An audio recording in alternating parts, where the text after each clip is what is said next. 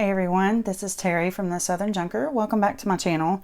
And today I wanted to do a quick tutorial on how I created these postage stamps utilizing my scraps. I think we all could use some ways to get rid of those scraps that keep growing and growing on us, right? So I found this video from a YouTube channel called Paper Inspirations. I believe it was a couple months ago, and I kind of decided to take and run with what she did with her scraps to use some of mine as well. So I posted a video yesterday on Junk Journal Junkies, and it sparked a little bit of interest to do a tutorial. So I thought I'd quickly bring in to the studio and show you how I was doing these. So I think these turned out really cute, really pretty. So definitely ways to add pops of colors to your page. I believe the blue ones are my favorite. I love that color blue. It's my favorite color, that and the white one. So you just give it a little interest after you put it together by distressing the sides and doing a little stamping on the front to make it look like a postage stamp. I'm pretty sure there's lots of tutorials people have done this, but the first time I did it was yesterday, so it turned out pretty good. So I definitely wanted to share it with you guys. So stick around if you're interested in making this, and let's get started. So let's start with the supplies that I use. I actually have these sheets of Recollections paper that I've got from Hobby Lobby. It's in the single sheet section, the specialty papers. You can get them on sale too. They'll run their specialty papers on sale. I've had some luck finding some at clearance. I know they're at Michael's. I'm not for sure if I've seen them at Joann's or not, but I pick up one or two every now and then just because I like the size of them and they're easy to work with. So that's what I used for today. You can also use any type of canvas, and that's the material it is. You can get them at Joann's, find them in the scrap area section. Always easy to find the canvas. Or you can use craft paper as well if you don't want to utilize the fabric. You will also need scissors. So I've got a good set of scissors here, and I've also got pinking shears. So that's what I use for the fabric. The pinking shears will work on craft paper as well, or if you have those zigzag scissors, I have a set of those too, but I just use my pinking shears for both. You will need stamps. So as you can see, I have all of my stamps here. I've already got them mounted. It just makes it easier for me to use. And pretty much anything postage related. Most of them are from Tim Holtz Stampers Anonymous. And this is the correspondence one. I also have the mounted ones are from this Par Avalon set. Avion, if I'm saying it correctly. I got that off Amazon. So that has some nice little postage things on it as well. I have my distress ink. I use walnut stain, some black stamp ink, your distress, whatever you use to distress, and your scraps. So when I get finished with a project, I typically put all my scraps together as so, kind of combine them by size just to make it a little easier to store.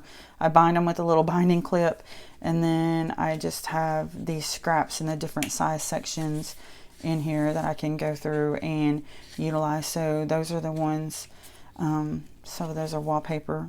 So these are the ones that we'll be using today to create some of them.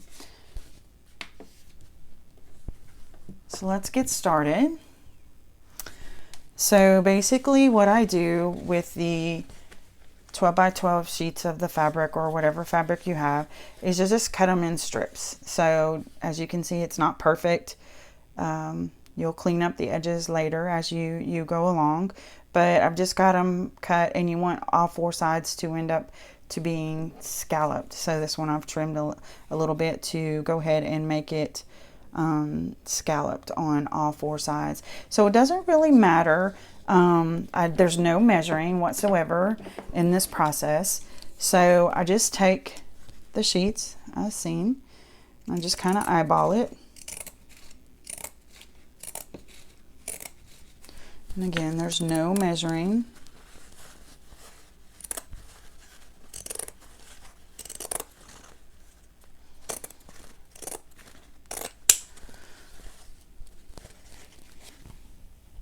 you can go ahead and clean up your edges. And it is a little messy. That fabric gets messy. And then what I do is, there's no rhyme or reason. I just go through here and I do them all at different sizes. So if I want to do more landscaped, one more square, I just take them down and do them just like this. And I usually do the whole 12 by 12 sheet at the same time.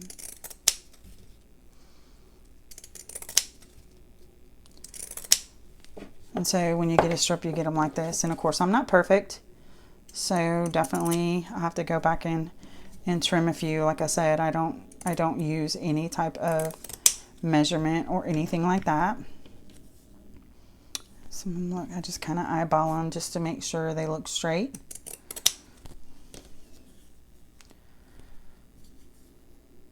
It's fine. It's fine. Okay. And again, like I said, it's very messy. So what I do next is I just take my scraps. I'll go ahead and undo these and set them to the side so I don't have to keep messing with that binder clip. And we'll take that top green one to start out with. And basically what I do is, if I want to find something that's wider, I can definitely use it. But I just kind of set this, and you want to leave a little border with the scallop. I take my regular scissors and I just eyeball it underneath there. So, and then I do the same thing with the other side.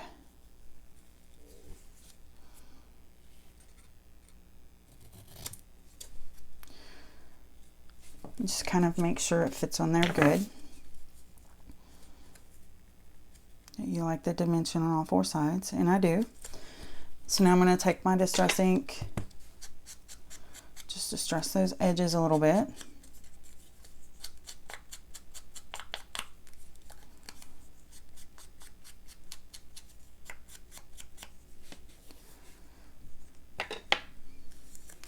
And then I take my stamp, whatever stamp I want to.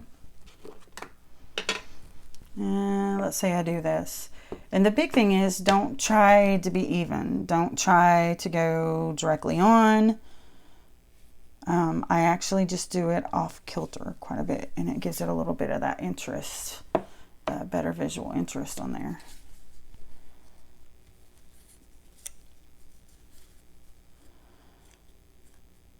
So as you can see, that's the only thing I'm going to do that one. And then we'll get our glue out. And I use Fabri-Tac since it's going on fabric.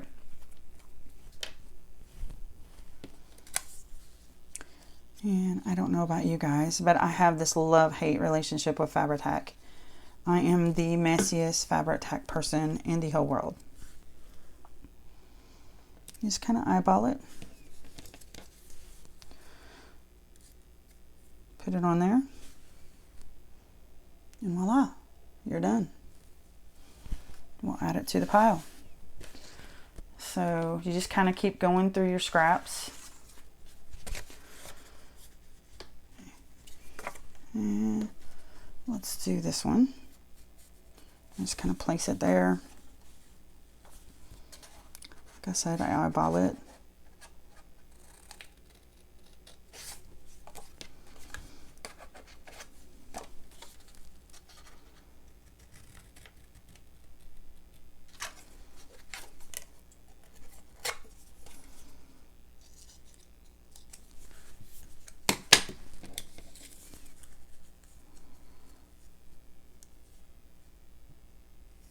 There we go.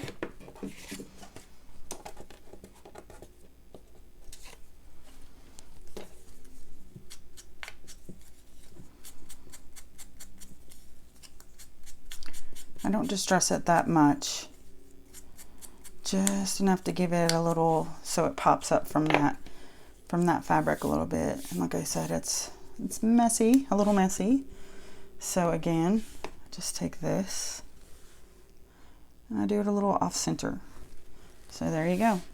You can do more than one stamp. You can do just the one stamp, however you'd like to do that.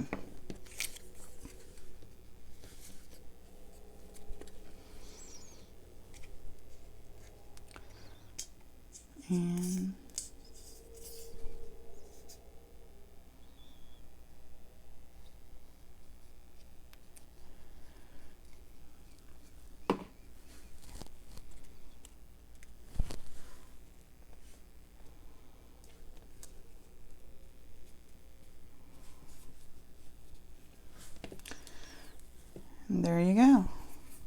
Let's do a little bigger one where we can do a couple different stamps on it.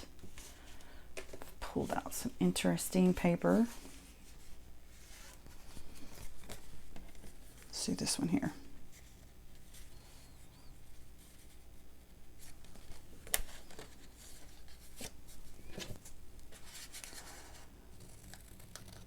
I like things when you don't have to measure.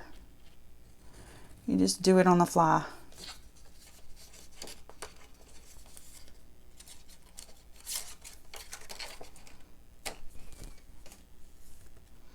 And clean up the edge a little bit.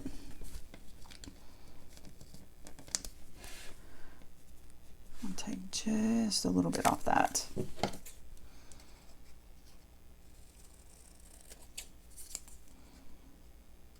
I like just a little bit more of that scallop showing than what I did. Just make sure it fits how you like it. Yeah, that's perfect.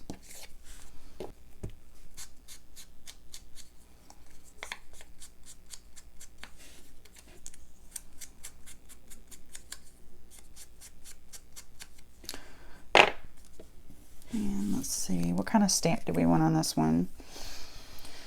We can do, let's mix it up a little bit. Let's do the airmail coming through.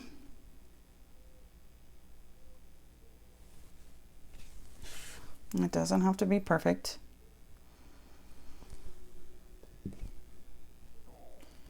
And we'll do this one down here.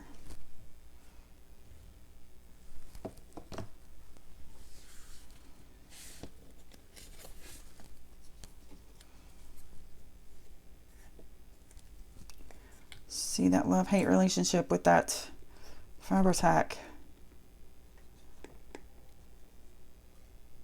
I typically keep it upside down in my mason jar, but I didn't put that in there, so let's try that.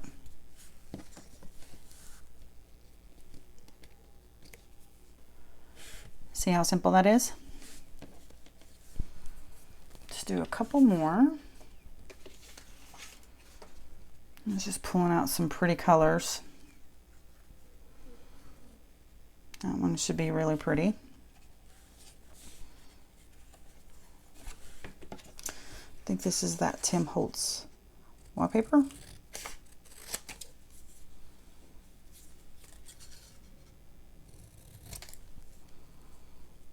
Perfect.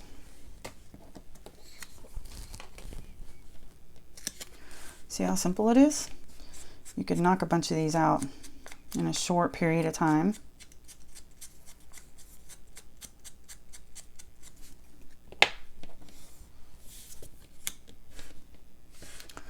Let's do the first class one. And again, I don't do anything centered. And if you wanted to add a little bit more interest in there, there you go.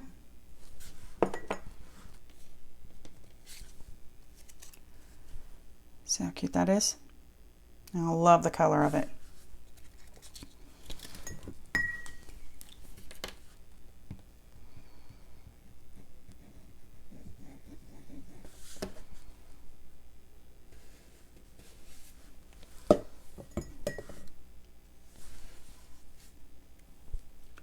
I swear I'm the messiest crafter ever.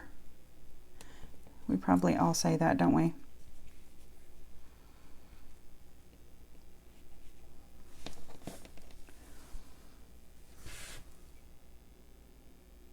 So cute. All right, let's pick one more here out of my scraps and see what we got. How about a fun color?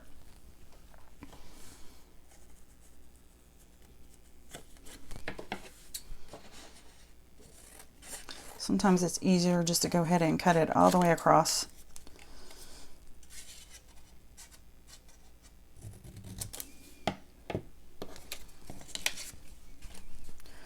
Just make sure you got the edge that you want.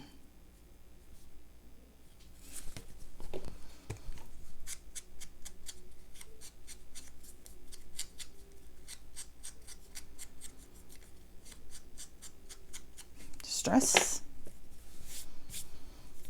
What do we want to use? Let's use this Express one.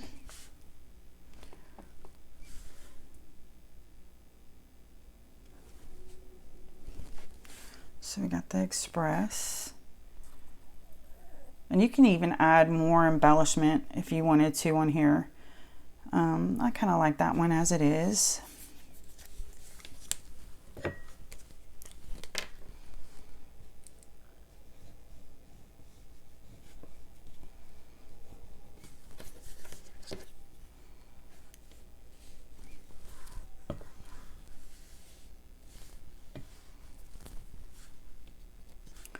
Pop it on there. So simple, everyone. So simple. So I hope that gives you an idea how you can use some of your scraps, and you guys can take that and run with it. Simple to make, no kind of detailed process. About a minute to 2 minutes to make each one. So super simple. And definitely, I can't wait to use these inside my journals to add pops of color or interest. So if you like the video, please do me a favor, click like and subscribe, and stay tuned for more tutorials on the channel. Thanks, everyone.